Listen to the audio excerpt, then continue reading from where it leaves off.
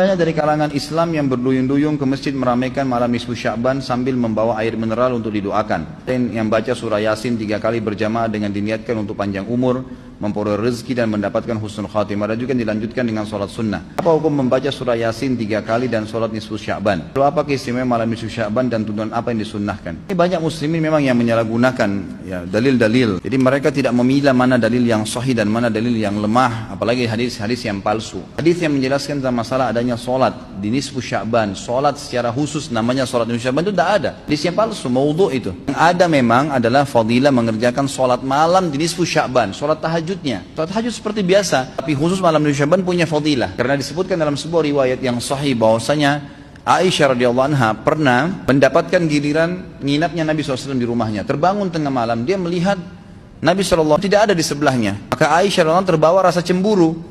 Dia memakai bajunya kemudian mengelilingi rumah-rumah Nabi yang lain, ya, istri Nabi yang lain, takut Nabi ada di sana gitu.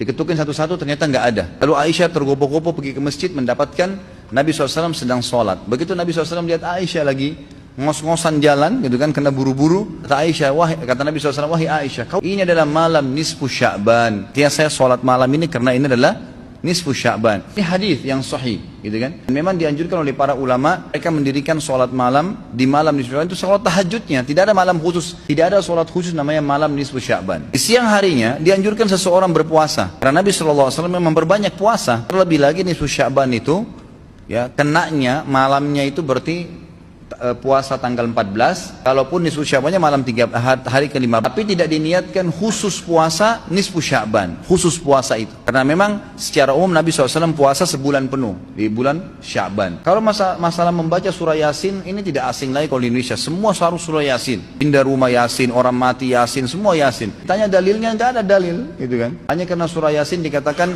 jantungnya Quran, itu pun hadis yang lemah. Nah, dalam sanadnya ada orang yang pendusta gitu kan. Tapi ini diamalkan. Kalau kita mau mengaku pengikut Nabi Muhammad SAW yang murni, maka tidak mengamalkan apa yang tidak dicontohkan oleh Nabi SAW. Apalagi membawa air. Yang mau kerjakan itu silahkan, itu hak dia. Tapi saya pribadi menyarankan, apalagi jemaah yang ikut dengan pengajian saya atau yang mendengarkan ceramah kita, murnikan ibadah kembali kepada Nabi SAW. Nabi SAW tidak menghembuskan nafas terakhir kecuali sudah mengajarkan semua yang kita butuhkan. Jadi tidak perlu ditambah. Kalau kita tambah seperti kita sedang mengatakan, maaf Rasulullah, saya lebih faham daripada anda. Nabi nggak pernah baca Yasin 3 kali di malam nisfu Sya'ban. Nggak apa-apa kan, bagus. Loh, Nabi mau nggak pernah lakukan. Nabi yang nerima dari langit wahyu, nggak pernah lakukan, nggak apa-apa. Berarti sama saja anda bilang, Rasulullah saya lebih ngerti. Keliru, nggak boleh. Jangan tambah-tambah agama, biarkan dalam keadaan murni. Sedangkan murni saya sudah banyak sekali yang kita bengkalaikan, apalagi kalau ditambah-tambah gitu.